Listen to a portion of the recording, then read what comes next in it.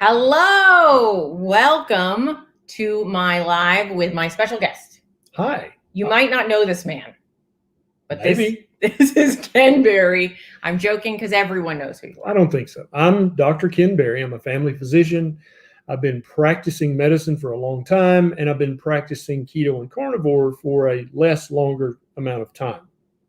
And this is my Zero Carb Life t-shirt. Yes, it is. I got from our good friend Kelly Hogan. I wear it on the farm because it's indestructible. I can't get a hole in it. I don't know. Okay, it's good. It's good. So I am here in Tennessee, where it is very tropical, by the way, people. It is humid and green. We just had our daily rainstorm. Yeah. So we got that out of the way.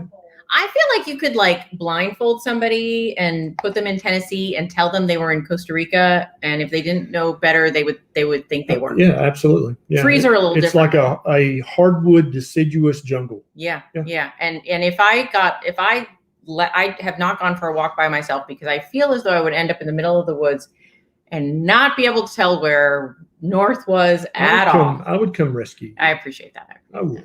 You would. He would. Or Toto. Or Toto would find you. Yeah, would find me. Yeah. Okay. So we're here hanging out. We're having a great time. Nisha is in the other part of the room. She's here. She says hello. She might come say hi if you guys wanted to. I have not buried her in the yard or anything, so we're all good. Say hi now before Barry gets home.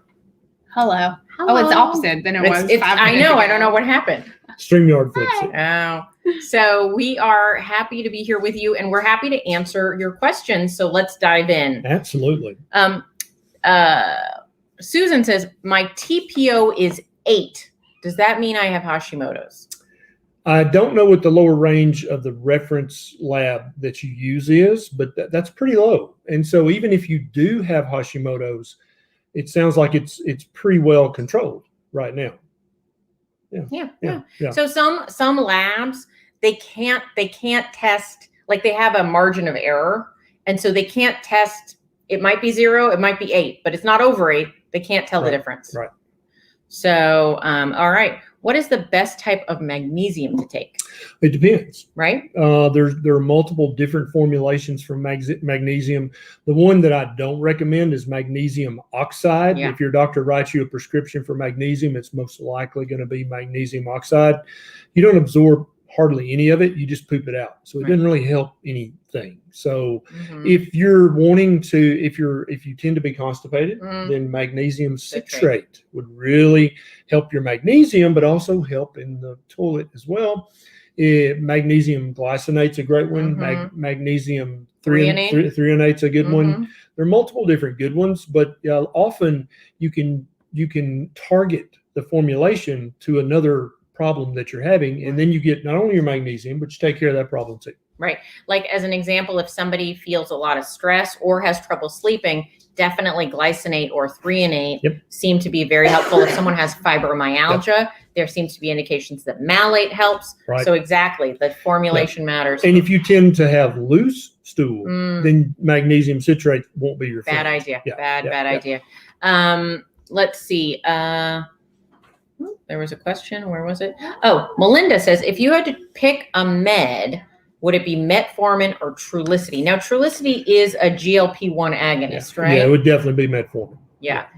That's the Trulicity is a much more serious, aggressive drug. Much more expensive, much less studied, and much less used than metformin, glucophage.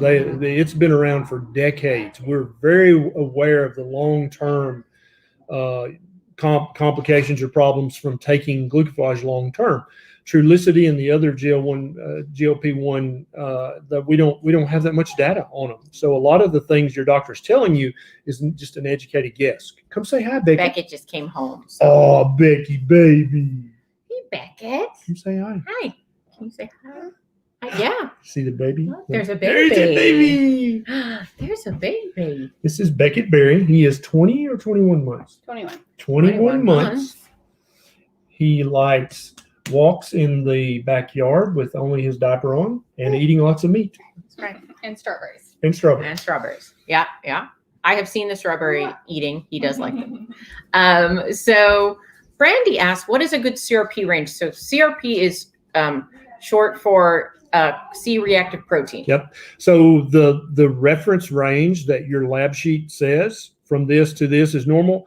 That's pretty good for most reference labs. So if yours is within range, then that's a victory. Okay. And would you recommend that if you're going to get it tested, you should get a HSCRP? Yeah, an HSCRP is a little more sensitive, and so that's high sensitivity. Yeah, it's high sensitivity, and it's going to give you a better look. But keep in mind that a CRP and an HSCRP and a cardio CRP are very non-descriptive indicators of inflammation. Okay, they tell you there's something inflamed somewhere. They don't tell you what. They don't tell you how inflamed it is. Really, it could be an infected toenail, could be a chigger bite, like I've got on my butt. It itches really bad. That'll raise your CRP. Right. And then also, if you have fatty liver or you have, endocarditis, Hashimoto's, Hashimoto, any autoimmune condition, any of those things will raise your CRP. So it's almost like the dummy light on the old cars where the light was on. I mean, something's wrong. You don't know what, but something's wrong. It just means you got to keep digging and keep researching until you figure out what it is so you can fix it. Right. So first line of defense, right, is a terrible diet will raise your CRP. But if you're like, I'm eating really well, why is my CRP still high? Then you and your doctor dig deeper and try to find out what's going on. Yeah. For some people, it can be a dairy intolerance. Yeah, absolutely. It can be a veg intolerance.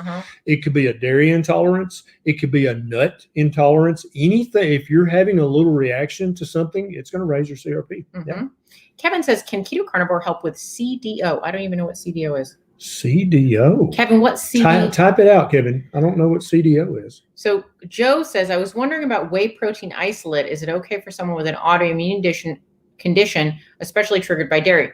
Whey protein is indeed dairy. Oh, it is the predominant protein in dairy. I would never take a whey protein supplement, and I don't have an autoimmune condition. Get protein from meat. Yeah. So I used to be very, very, very, very, very anti-protein powders. I've loosened my stance slightly, but I certainly think that you are 1,000 times better with whole foods than isolates.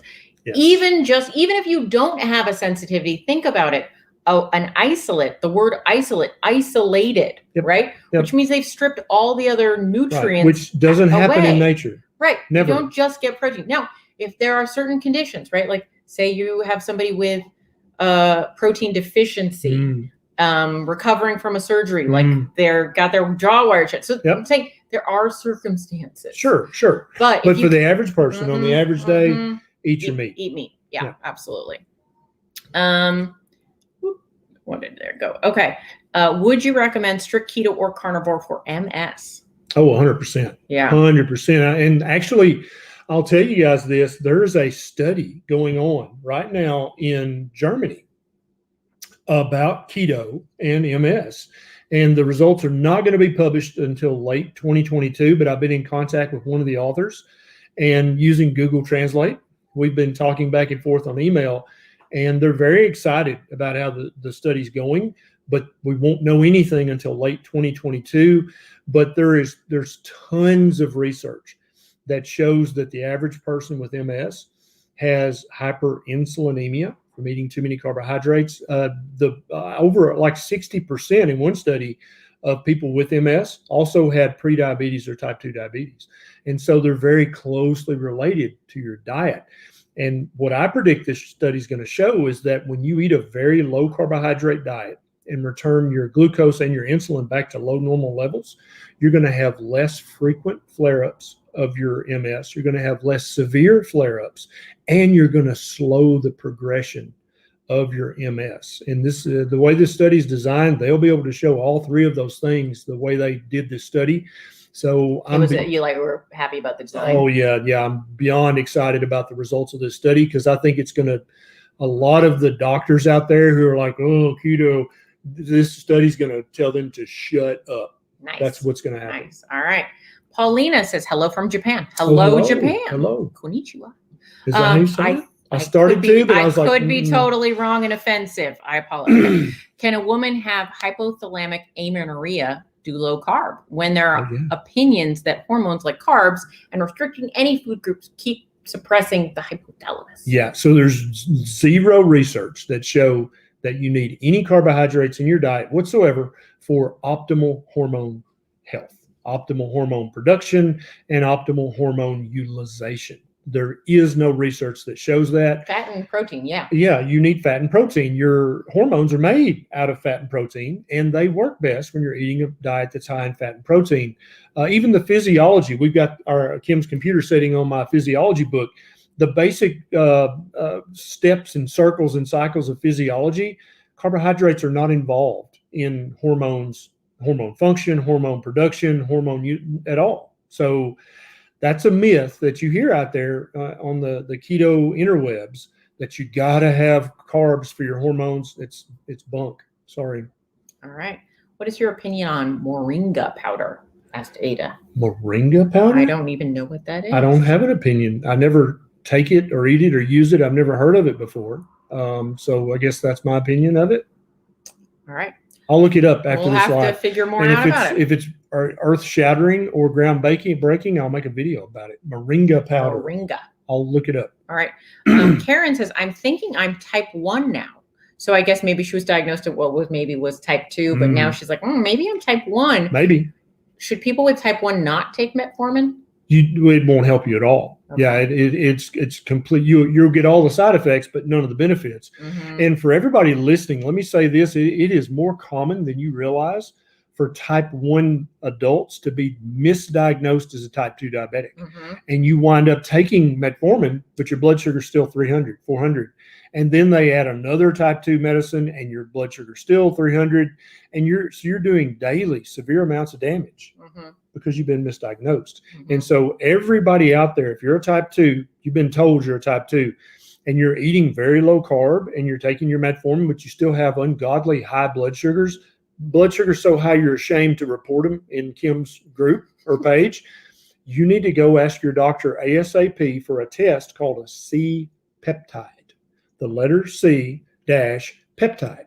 And that will tell you if you're a type 1 or a type 2. Why more doctors don't use that test, I have It's like a simple test, and when I paid for it, it's like a $30 test. $30. And if you've been diagnosed as a type 2 and you're really a type 1, you're doing damage to your body, permanent damage every single day. And you also feel like really powerless. Well, you feel like a failure because all these other type 2s are doing great on keto. Why am I not and doing you're well? not. Exactly right. Yeah. Could you do me a favor and grab the power cord? Oh, yeah. I noticed we're a little low. All right. Kim says trying to fix the adiponectin issue. She has an adiponectin issue. Taurine and eating more fish with steak, still fasting. What else can I do to ramp up my fat issue? Does that mean I think that's you're doing everything right. Okay. Yeah, keep doing it. Eat your meat. Jamie says starting over, lost 40 pounds, 6 months carnivore, falling off and on again. I'm guessing beef, butter, and eggs are my best bet. I've probably gained 10 pounds and her gut hates them. Yeah. You got to get back on your carnivore diet. I'd do 90 days and just eat as much as you want, but nothing but carnivore for 90 days. Right. I think one of the biggest mistakes people make on keto or carnivore really is under eating at the beginning. Yes, 100%. People get confused when I say things like, oh, sometimes you have to eat a little less fat at certain points, but I am unequivocal on this. When you're either starting or restarting, you need to feel like you're not hungry most of the time. Eat until you're comfortably stuffed. Yeah. Because first fix the carbs. You got to fix the carbs and you got to eat to your full so you don't have that hunger. So you don't, it's vital. It's mandatory. You got to eat to your full. Yeah. And because we're humans are not very good at dealing with multiple crises at the same time. So true. And so first you have to get off of the carbs. I don't care if you don't lose weight. I don't care if you don't, I don't care about anything but the fact that you get transitioned to a place where the carb cravings go away or at least get better. They become maybe mental, but not physical. Right. And then you deal with that and one thing at a time.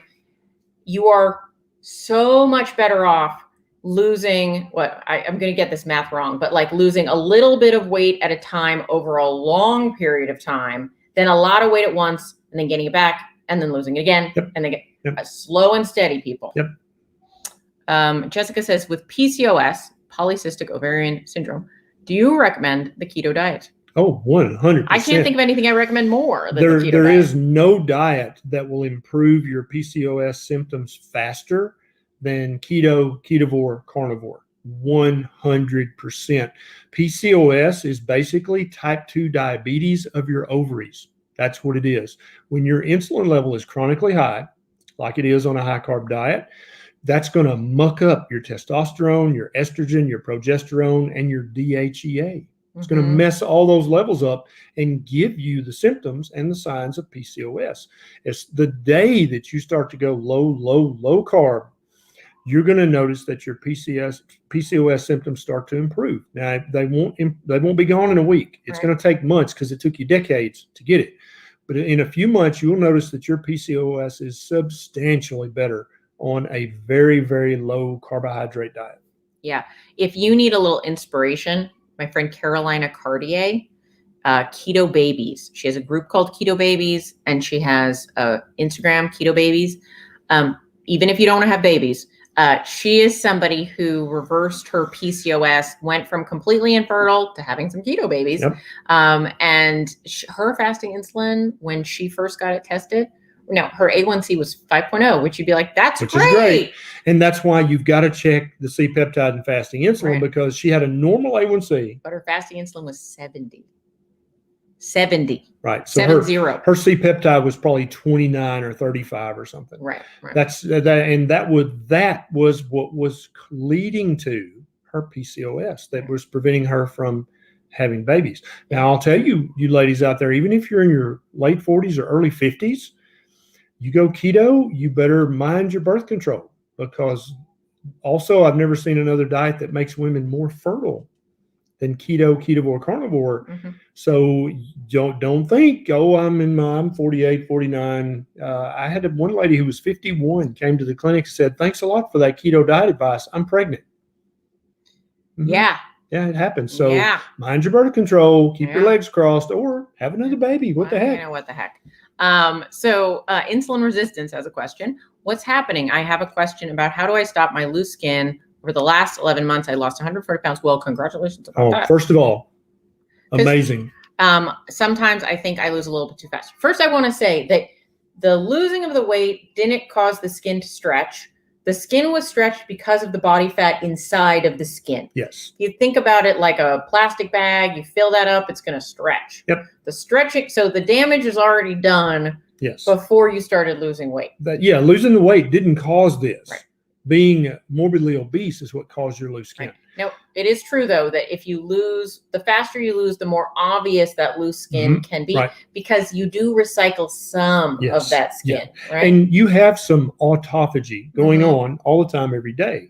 But by increasing your daily intermittent fast, or by doing longer fasts, maybe a 2-day or a 3-day fast, you're going to increase your rate of autophagy, which for some people magically makes that skin shrink, but not in weeks, not in months. It usually takes a year or two for that skin to tighten up with a methodical daily intermittent fast of 18 or 20 hours.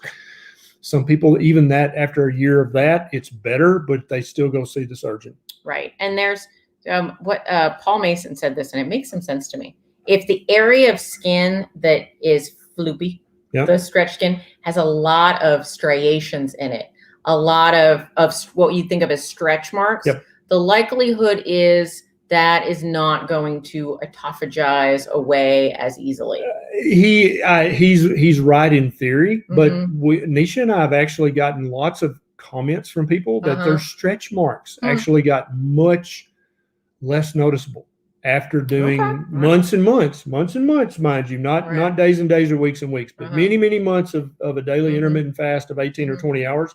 Stretch marks get less noticeable. But I do think Paul's right. After a certain amount of stretch, you've compromised the integrity of the skin. He's exactly right. And you're more likely, so if you're riddled with stretch marks and you have lots of redundant skin, still try the intermittent fasting for a year, and then you can be using that year to save up your money to go see the plastic surgeon if the intermittent fasting doesn't work. Right. And I will say that, sometimes people will lose 100 pounds, 200 pounds, whatever, and they still see skin improvement even a year after they stopped losing weight. Yes. So it's kind of like, how long can you hold out? Exactly. Is also a question. And I would say you've got 3 years after you lose the weight to maximize autophagy for skin tightening. And if you're saving up your money for the surgeon, then either you got money for the surgeon or you go on vacation in your new skin and don't worry about it. Right. But I also want to say, like, I know a lot of people who've lost a lot of weight. Some of them fasted a ton and still needed surgery. Yep. Don't feel like you've done something wrong. I agree. You're not a failure. It's just the difference in your skin. Like, you saw that, like, Nisha and I have very different looking skin. And we have very different skin elasticities. Yep. There's a genetic component. Absolutely. It's exactly like one woman will gain 40 pounds and have a baby and not have a single stretch mark. Another woman will gain 40 pounds and have a baby and will look like a zebra after she has the baby. It's the difference in your genetics that make up your skin. And your age. A diet does play a role. 100% plays a role. Your age plays a role, but your genetics are also part of that. And no diet's going to fix your genetics. But the intermittent fasting would be step one. And then after a year or two, go see your surgeon.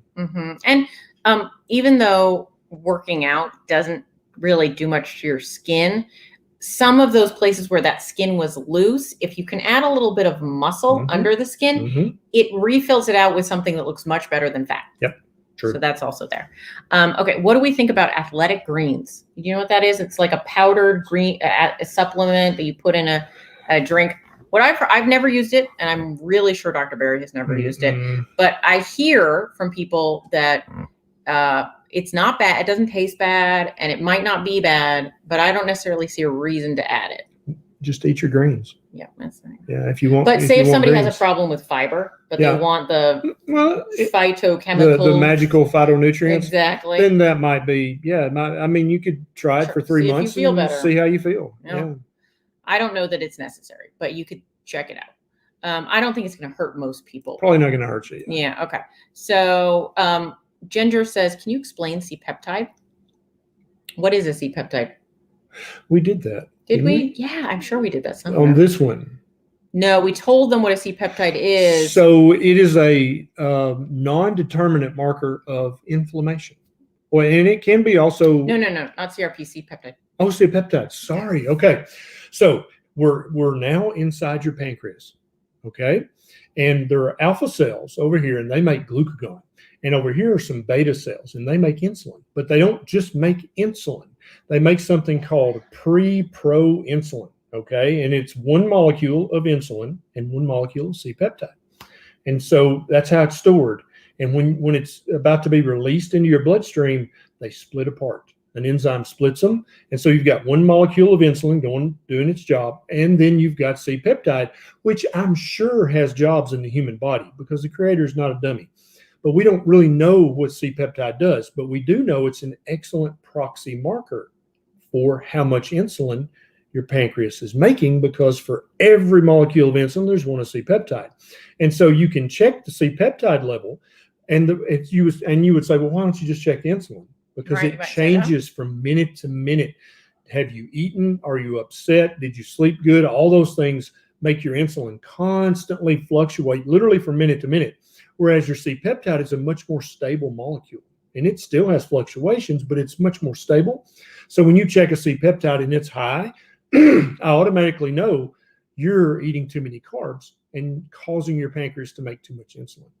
If your C-peptide is 0, then what do I know about you? You are a type 1 diabetic. You're a type 1 diabetic. And or even if it's 0.2. 0, 0.1 or 0.2, you're a type 1 diabetic, not a type 2 diabetic. You've been misdiagnosed. Yeah, that's the power of the C-peptide. It's a great test. And somebody mentioned that their doctor charged them like $150 to get it. So there's this thing called, what did we used to call it? Basically, your doctor added about $120. The doctor tax? Yeah. Well, no. So it's something billing. But either you can get charged by LabCorp or Quest, and that's about $30. Unless they're charging your insurance, then it'll be $120. Mm-hmm. But your doctor can actually turn that in as a cash pay patient, and it's $30. Mm-hmm. Okay. But the doctor can bill LabCorp for the test and then bill you, and he pays LabCorp $30 and then you pay him $150. So your doctor kind of gypped you there a little bit. Yeah. Yeah. So next time, say just put it in as a cash pay patient, and I'll pay for it, doctor. I'll pay LabCorp directly. Right. And there are services you can go to. We talk about those a lot. Lisa says, is it possible to have a low balance billing? That's what balance billing. Yeah. Okay. Is it possible to have a low HbA1c but a high blood sugar? Yes, it is. Right, because HbA1c is a test that's testing how glycated your red blood cells are. Yep. And it gives you a rough estimate of your 3-month average for blood sugar. And so if I had a blood sugar of 150 and then a blood sugar of 50, what's the average? 100. So my A1C would be pretty decent, right? And so if you just have an occasional blood sugar spike and then you have some lows as well, your A1C might look okay. And so the A1C test, just like any test, is not perfect. And so if you had eaten really good keto for 3 months, and then the morning of your test, you ate 3 jelly donuts, your A1C would be great. But your blood sugar would be 350 because you just had 3 jelly donuts. So it is possible. So don't do that. Yeah. Right. But the one thing I would like to say is like a blood glucose is a spot check and an A1C is an average. That's right. I would much rather have random high blood sugar moments and a low A1C than a high A1C and random low blood sugar moments. 100%. Yes. Okay. Joe says, can carnivore reverse gynecomastia? So gynecomastia is fatty breast tissue, right? Yeah. So I actually have a YouTube video about man boobs. And so gynecomastia is a little different diagnosis than just having man boobs.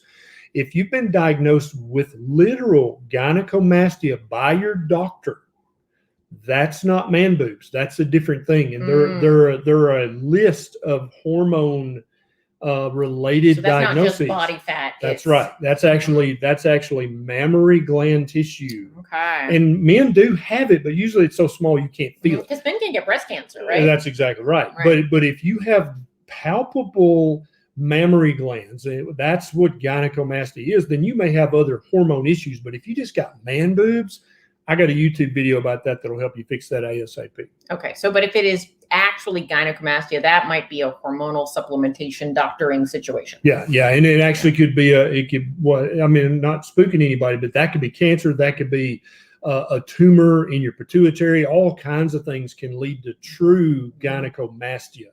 But gynecomastia is not the same thing as just having man boobs. Though it may look similar. They look similar to to a layman. Okay. But a doctor better know the difference. Got it. Okay. So Elizabeth says, I have a CGM, which is a continuous glucose monitor. Overnight, her readings go really low, 48 to 60. Is this dangerous? Nope. I would say that's very common. It's very common. The reason we don't know that it's common is because not many people have worn CGMs.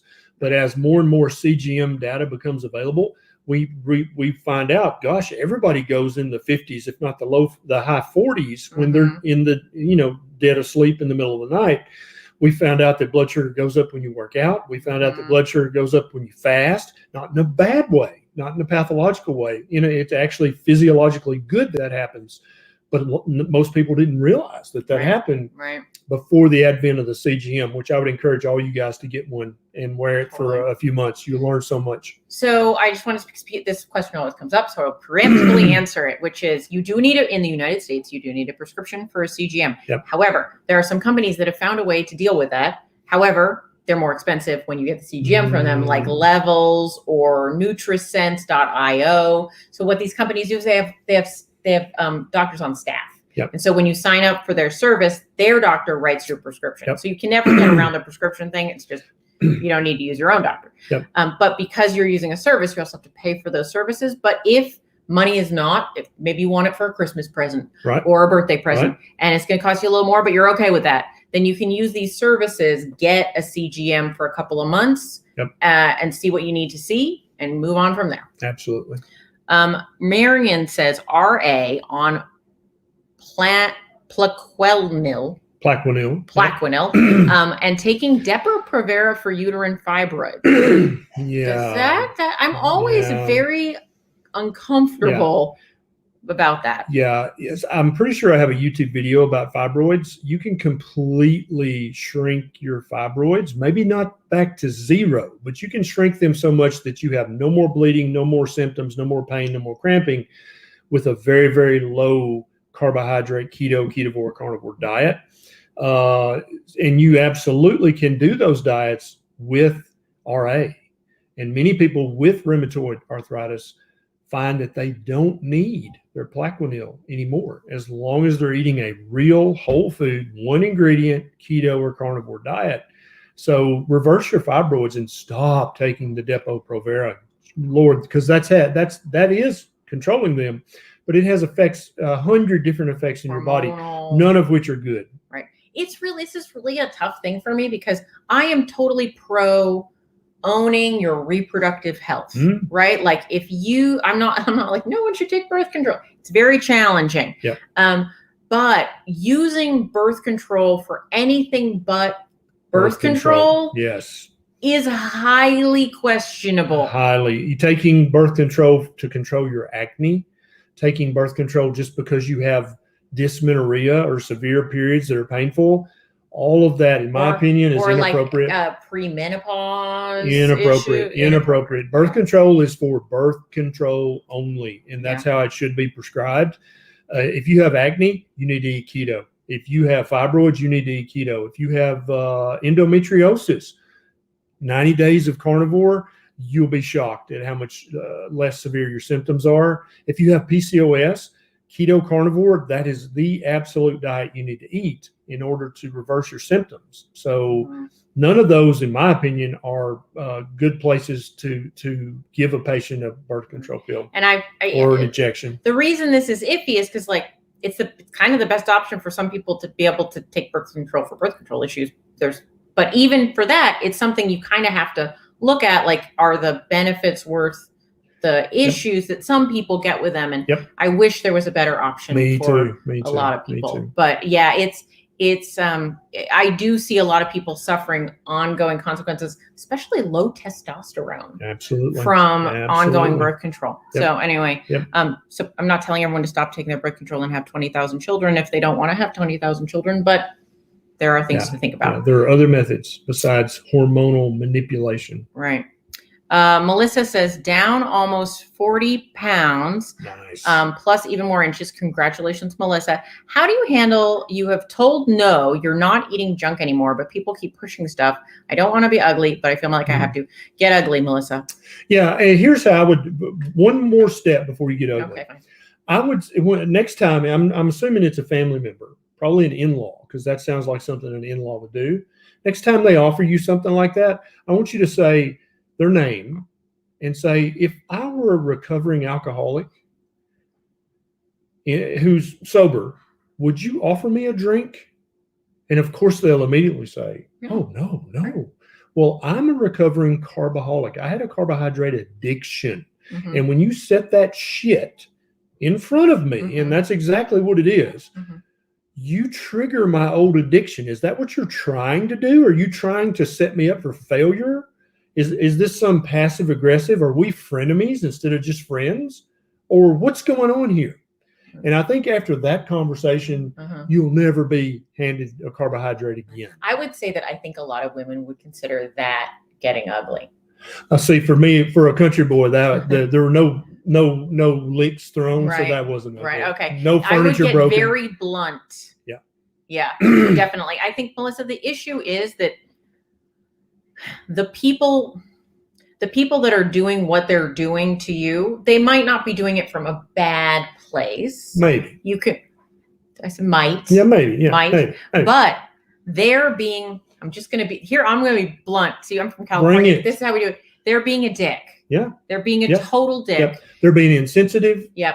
Self-absorbed, unaware, unconscious, and they don't really have your best interest at heart. Not respecting you. Yeah, absolutely. So you don't really owe them overly politeness. I think there's a time for bluntness, and a time to break furniture, and this is a time for bluntness. Yeah. You don't have to go to the furniture thing, but I do think that you have to say, like, You might say, well, here, see, this is how I would say it. How would you go We're with going it? to role play today, which is, I'm Susan. I'm noticing that you often offer me things that I've told you I don't eat. I've told you repetitively. I've told you a lot. Yeah. And don't yell. Yeah. I'm curious. With a smile. Right. Susan, I'm really curious. Yeah. I've told you I don't eat these things, and you keep offering them to me.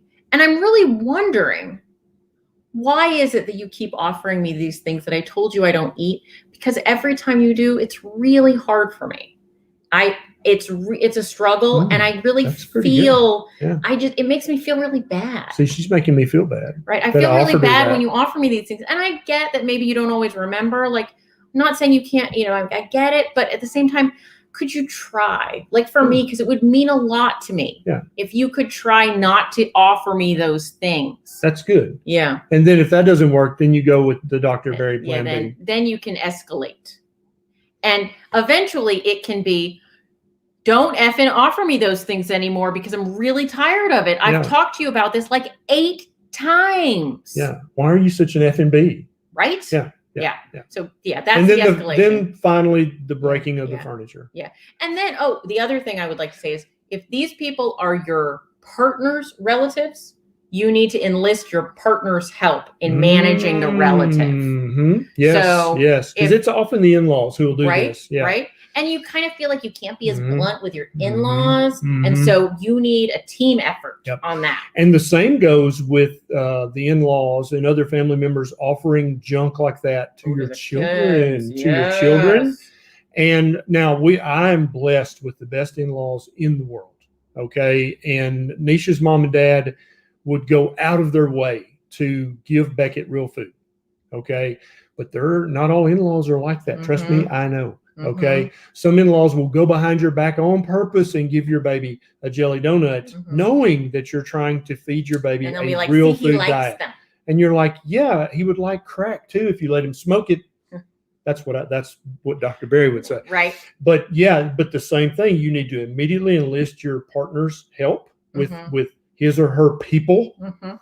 And that needs to be a discussion that's had one time and that's had very bluntly and very forthrightly, no beating around the bush, because this is your baby we're talking about here. You're not going to, that's my baby. And if you're gonna let my baby smoke crack, we're not gonna be friends or family. Right. And I look upon you giving my kid Oreo cookies. Right. That's one step removed from smoking crack. Right. And so let's not let that happen again. Right. And I have a friend who always struggles with her in-laws when around meals, food, all that kind of stuff. Yeah. And eventually she and her husband talked it out, and they were like, we're not eating meals with these people anymore. Yeah. Eventually that was where they drew the line. They're like, we'll go to the park, we'll go to their house, we'll do whatever. We're not sitting down for a meal with you except at their house where they can control it. And then when the inevitable question comes up, why don't you guys come over and eat anymore? Then it's time for that blunt, respectful, nice, yet blunt. Well, it's because you know very well that I eat a low carb diet and you keep putting strawberry shortcake in front of my face. And so I don't need that temptation. So we're just not going to eat with you guys anymore. But we'll be happy to meet you at the park or the mall or go for a walk or whatever. But I can't eat with you until you promise to stop doing that.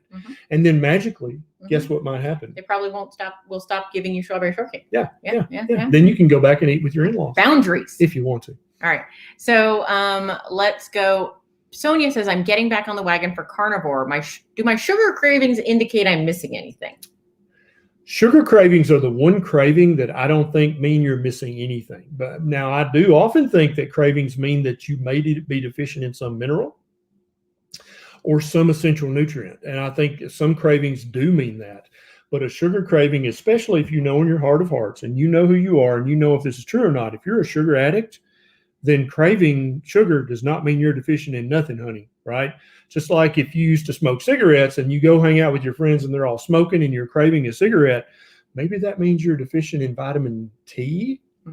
Tobacco? No, it doesn't. It doesn't mean you're a nicotine deficient. It means your craving has come back because you're around your friends who are smoking. So no, sugar craving just means you're craving sugar.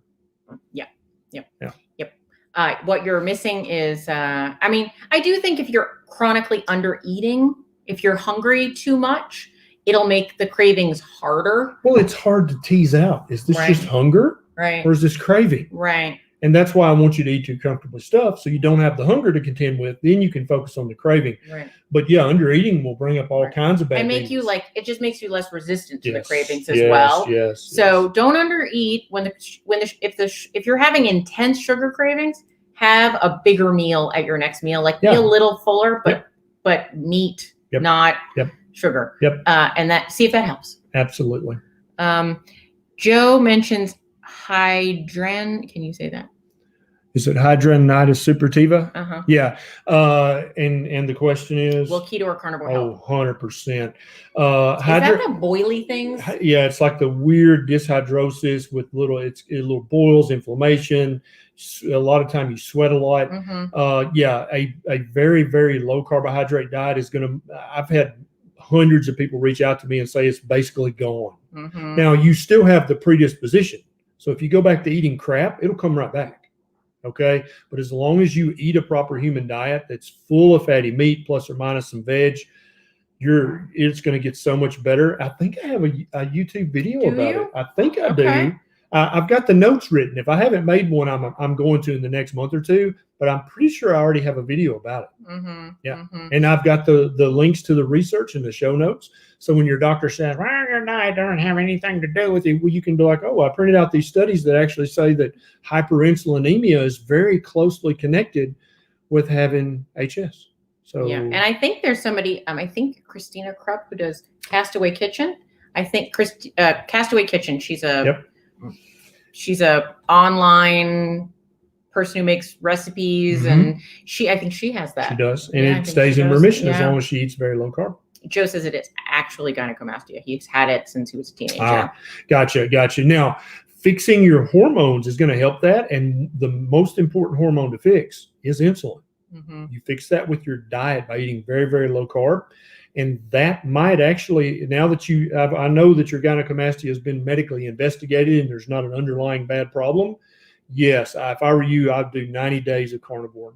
Beef, butter, bacon, and eggs. Eat as much as you want. Eat 2 meals a day till you're comfortably stuffed. And at the end of that 90 days, I would predict that your gynecomastia would be much less noticeable. Probably not gone completely, but greatly reduced in size.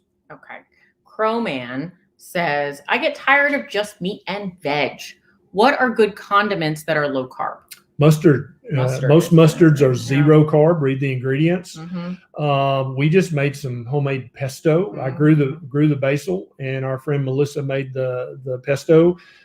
She used walnuts, and she used olive oil and some macadamia nuts and some macadamia nuts. So very, very low carb, but freaking delicious.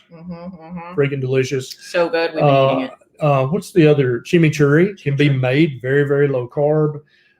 Any of the creamy sauces, Alfredo, Béarnaise, all the cream sauces, Hollandaise can be virtually zero carb. Right. And they're super easy to make. And I would say that there's a brand out there, Primal Kitchens. Yep. Primal Kitchens. Now you still have to read the ingredients, because every once in a while they add a little honey, a little something in there. And read the total carbohydrates. That's what you count. Right. But of the sauce making companies, they have the cleanest, best sauces. They have like unsweetened barbecue sauce. They have unsweetened ketchup. They've got, the steak sauce is really good. Yeah, it's pretty tasty. And they have, so if you want it like at a Sprouts or a Whole Foods, they'll probably have that brand. You can hunt around. I find sauces help a lot. Yes, absolutely. Yeah. I am a condiment person. Yeah. I like a condiment. Yeah. Mustard is my go-to. Yeah. And I'll tell you guys what I do with my mustard is I'll crack 2 eggs and put the raw yolk into some little bowl or container, and then squirt a bunch of mustard in there and mix it up really good, and put a squirt of Keto Chow's daily mineral drops in there, and then blend that really well. It just tastes like mustard, but I've turned my mustard into a superfood just that quickly. And still zero carb. So Karen is one of my supporters. Hey, Karen. Why is my A1C higher on keto? So before she was keto, it was 5.5. Now it's 5.8. Is this indicative of sneaky carbs, or is this something else I have to research? No, this is so Keto carbs, Karen, they count just as much as non-keto carbs. Okay. So a lot of people go keto, and there are gurus out there who tell you to eat 7 to 10 cups of vegetables a day. Right? There are such people. Yeah. And that's too many carbs. And you can actually raise your hemoglobin A1C by eating too many vegetables and too many fruits. 100% you can raise your A1C. So you might want to watch my wife, Nisha Salisbury. She's got several videos about a ketovore diet, which is keto, but with way more fatty meat, right? And so if you had a dinner plate, you would cover up at least half your plate with fatty meat, up to 3/4 of your plate with fatty meat. And then that quarter of the plate that's empty, you could put some veg there. And that's ketovore, basically. 10 total grams or less a day, your A1C is going to go back to normal and then some if you do that. Yeah. And then if it doesn't, Karen, would we start looking at like doing a full hormone panel, maybe cortisol dysregulation, Cpeptide? So you have to dig deeper. But step one is cut the carbs more, cut them in half. And if you're not tracking, you need to track your current keto diet and see just how many carbs you're eating a day. A lot of people wind up like, crap, I'm eating 100 grams of carbs a day on this, what I thought was keto. Cut them in half. It can be done. So I've recently experimented over the past few months with more carbs. And there are periods of time when I was like, I'm just going to eat all the keto-friendly carbs and see what that looks like. It could very easily get to 100. Oh, yeah. Very easily. For many of us, 100 grams of carbs a day is going to raise your A1C. Yeah. Yes. Yeah, absolutely. Even if they're natural veg and fruit carbs, they're going to raise your A1C if you eat too many. Right. Shelley would like to know bioidentical hormones. What are your thoughts and opinions? I'm very pro bioidentical hormone if you need to have your hormones optimized. Now, if you currently have normal hormone levels and you just want to be superhuman, no, stop that. You don't need hormone optimization. But if your hormones are low, 100% go find a bioidentical hormone friendly doctor and get your hormones optimized with bioidentical hormones. Nurse Cindy wants to come over. Nurse Cindy, come over. Come on. We got a ribeye for you. Come on over. Yeah. Oh, yeah, you did have a video about HS. Somebody said it's about 2 months ago. That's what I was thinking. I've got so many. And then a lot of times he forgets. I'll get an idea for a video, I'll research it, and then I'll get distracted and I don't make it. You think it's like you thought you texted somebody back, but you didn't. Yeah, it's just like that. All right. So Judy says, I have osteoporosis.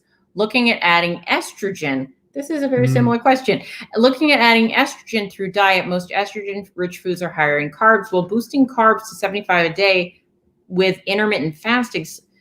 Let's break this one down. So what you're talking about is the phytoestrogens that occur in many plant foods. That's not going to help your bone density at all. You need to eat lots and lots of fatty meat. Watch my YouTube video about how to actually strengthen your bones. Okay, I got about 11 different steps that you can do. If you are going to optimize a hormone, it would be your testosterone. Even though you're a woman, your body has an enzyme called aromatase. And so if the doctor gets your testosterone back up to youthful levels, the aromatase enzyme will actually move half of the testosterone over to estrogen. Okay, so you're going to be getting both just by optimizing your testosterone, and that's going to make your bones stronger. Phytoestrogen in plants, I've never read a single study that strengthens bones. No, please don't do that. I will say this because we forgot to say it earlier in the video, which is I'm not a doctor and he is not your doctor, and we're giving general information. And there's a baby Beckett. Hello. But I will say that if I had osteoporosis, I would put myself on a high protein, very like not that doesn't mean low fat, but like I would like prioritize that protein crazy. I would get at least 1 gram of protein per kilogram. Okay. Oh, per kilogram. So somewhere between a gram per pound and a gram per kilogram. Okay. That much protein. Much protein. By the way, that's 2.2 times grams per pound. That's right. Yeah. And so at least a gram per pound. Okay. at Yeah. least, So if you if not more. weigh 150 pounds, you should not be eating less than 150 grams of protein if you have osteoporosis. If you're trying to fight osteoporosis, Uh-huh. you need that much protein at least for a few months until you're building bone tissue, because bones are made of protein. They're not made of calcium. That's not how it works. Actually, Wikipedia has a great article. Go read the Wikipedia article about bones, and you can actually see a picture of the protein matrix that makes up your bones. Calcium is not what your bones are made of. They're made of protein. You got to eat your protein. Has nothing to do with phytoestrogens or carbohydrates. Right. And then there's some effective like vitamin D3, 100%. Yeah. Vitamin K2, vitamin D3, strontium, boron actually plays a role. But if you're eating lots of fatty meat and trying to get some organ meat in there, you're going to be getting every building block you need for your bones. And I would also say, unless you're morbidly obese, I would probably deprioritize weight loss while you're working on the osteoporosis problem. Or what do you think? I think you could probably work on both at the same time, because if you're eating tons of fatty meat until you're comfortably stuffed, you're going to be losing weight. You're going to lose weight. So, but then also the weight bearing with osteoporosis becomes mandatory. You've got to do body weight exercises, weight bearing, weight resistance to strengthen your bones. Your bones are not like rocks. They're not just there. They actually can get stronger or weaker depending on if you use them or not. What you're doing. Yeah. Now, in terms of if somebody was, say, postmenopausal or perimenopausal and they were low in estrogen, it might help to optimize hormones. Yes, but I would not only optimize estrogen. Right. I would optimize all three: estrogen, testosterone, and progesterone. But very often in my practice, I will only optimize testosterone and progesterone because the aromatase enzyme is gonna take care of the estrogen. Okay. It'll convert however much testosterone you need over into estrogen. So you really can only supplement with two, and you'll get three as the final result. That sounds good. What are you doing, silly Billy? This baby Barry is having a good time. So Tat asks about ACV, apple cider vinegar. He's concerned. He puts apple cider vinegar in his, or he or she puts apple cider vinegar in their water, and they drink it like that all the time. And should they be concerned they might be getting too much ACV? Well, if they're drinking less than a quart a day, I think it's probably fine. That would be a lot. Yeah. So I will say the biggest negative side effect of ACV is like enamel erosion. Yeah. So if you're putting in your water or diluting it, you won't really suffer from that issue. Right. But I will say that if you're drinking a ton of water with your ACV and you're doing it all day long, a lot of water, make sure you're getting plenty of sodium. Yes, absolutely. Yeah, you can drink too much water. Yeah. Okay. Do you count your carbs in your coffee? Yes. You have to count the carbs from every single thing that you put in your face. Yep. Yes. All right. Joe says, just to let everyone know, when someone tells you you have to have carbs for weightlifting, they are wrong. Indeed, they are. Yes. Our good friend Robert Sykes has actually a ketogenic athlete bodybuilding group, all keto bodybuilders. Now, if you're not on the bodybuilder tip, you may or may not find this group helpful, but it exists. And if you are somebody who's interested in building a lot more muscle, you can join that group. I'll find a link for you. Muscles are not made of carbohydrates. They are not. Karen says, by the way, we're wrapping up. And if we missed your question, we are sorry, but we'll try and get to it next time. Karen says, struggling with stress. Son, daughter-in-law, and 14-year-old have moved in. That's not stressful at all. They try, but they still bring candy and high carb foods in that house, just not leaving it alone. Going to be a couple of long months. They need to, I assume they have a room, a part of the house that is theirs. They need to keep those things in that part of the house. Out of your sight. Yeah. And just tell them it's your weakness. It's not their fault. You have a weakness when it comes to that. So please hide that from you. The second thing I would do is when I knew they were coming home, like they're going to be here at 5, I would eat a pound and a half of hamburger. Before then? Fatty hamburger meat or ribeye or some bacon and eggs, but right before they walk in the door. That way you're not combating hunger and the craving at the same time. Totally. You're full, it makes it less difficult to say no to the craving for the junk. Absolutely. And maybe plan in some of your very favorite keto meals during the time they're there. Yep. So you get to feel a little bit Yep. bolstered by your diet as well. Yeah. Wanda says, I'm hypothyroid. Even though I take my meds as directed, my tests are always coming back as too high or too low. Keep adjusting meds and it just isn't quite right. Yeah, you just got to keep adjusting and keep rechecking. Sometimes, how long did it take? It took like a year for me to dial in. That for most people, unfortunately, that's about the average. Is it takes a year rechecking labs every 6 to 8 weeks. Let's increase the dose. Let's decrease the dose. Because I think it takes. I think your body's playing. It's like a boomerang. Yeah. Like when you increase it, your body overcompensates and then undercompensates, and so it takes a while this back and forth before your body and the dosage are like, yes, okay, we're happy. Let's stay here. And then you need to start to be your own subject matter expert on this. Yes, and really, when you get the readings, get the numbers. Like you should know your own numbers. Don't just take them at face value that it's fine or high or low. And then you can track and see it's not actually, I mean, I don't want to insult the doctors. Managing thyroid compared to labs, it's kind of a math problem in a bit. You can start to see the pattern where it's going. It's complex under the surface, but tracking are the numbers up? Are the numbers down? Are the numbers up? Are those are, you know what numbers are. Yep. So you can start to watch those yourself. Absolutely. And always pay attention to your symptoms and make sure your doctor pays attention to your symptoms too, because they absolutely matter. Absolutely. Joe asked total or net carbs? Total. Total carbs.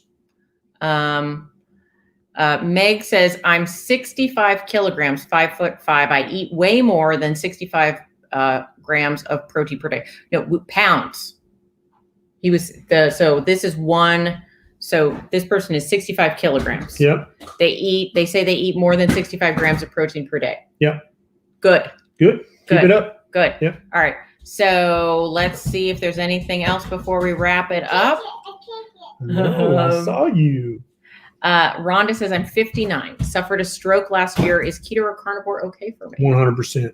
If you've had a stroke or if you haven't had a stroke, you're still human and you should eat a proper human diet.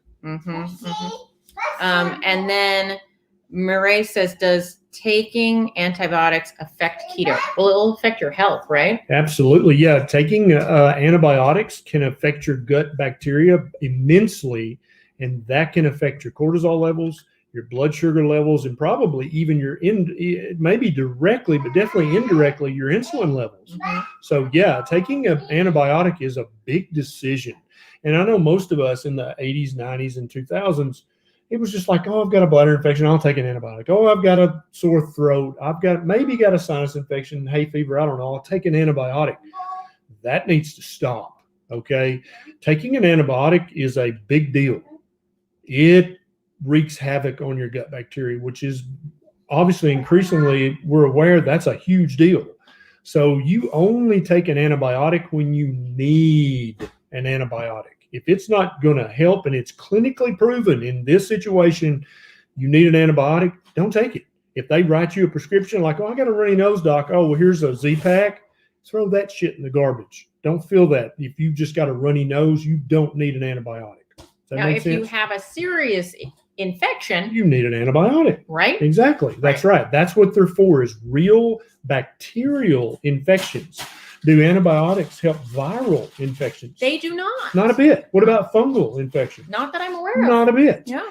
Antibiotics are only for bacterial infections. So if you ask your doctor, do you think this is a bacterial infection? If they say no, throw the antibiotic prescription in the garbage.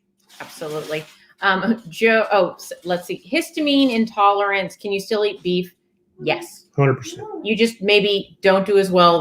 I'm not an expert on histamine, but they say like leftovers can be a problem for some people. So I think once you get your insulin levels back to normal and your inflammation levels back to normal, the histamine issues cease to be issues for most people. Okay.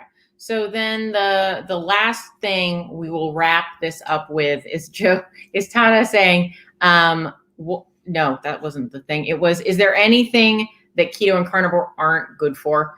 and I will say what keto and carnivore won't fix everything. Yeah. But they are a baseline of health. Yeah. That puts you on the kind of footing. Yeah. That eliminate the kinds of problems that are caused by your diet. Absolutely. So the majority of chronic diseases, chronic non-infectious diseases in modern society are either diet related, which is just a pretty way of saying they're caused by the junk that you've eaten. So when you stop eating the junk, you remove the inflammatory things, you remove the slow poisons, and you remove the excess carbohydrates. So when you remove those three things from your diet and you fill your diet with nutrient-dense foods that have all the vitamins and minerals you need, that are high in fat, which you need, and high in protein, which you need, and very low in carbohydrates, which you do not need, magical things apparently start to happen. Chronic diseases start to get less severe or go completely away. It's not that keto's magic.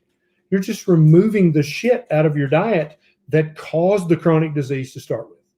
Right. Yeah. Yeah. It will not heal your broken leg. No, you will not regrow a leg if you lose it. Like a lizard, that won't happen. It really won't help your attitude that much unless you have. Well, you might hangry. Yeah. I mean, unless you have a mental issue where it's made worse by carbs and inflammation and insulin. But if you're just an asshole, I don't think it'll help that. Probably not. Yeah. But hopefully, well, I don't know. But then you just have to find people like assholes. But yeah, indeed. It's sort of like, well, is there anything the proper human diet can't do? Well, it certainly won't hurt. It certainly won't hurt. All right, guys. So thank you for taking the time to spend time with us tonight. I've been so lucky to do this in person with Dr. Berry. But the good news is Dr. Berry has good internet now. Yes. So we're going to start doing this on the regular, even if we have to have a little Zoom bar between us. Yes. And I'm not in Tennessee, but he will be back. I'll be back. All right. Bye, guys. Have a See good ya. week. Bye.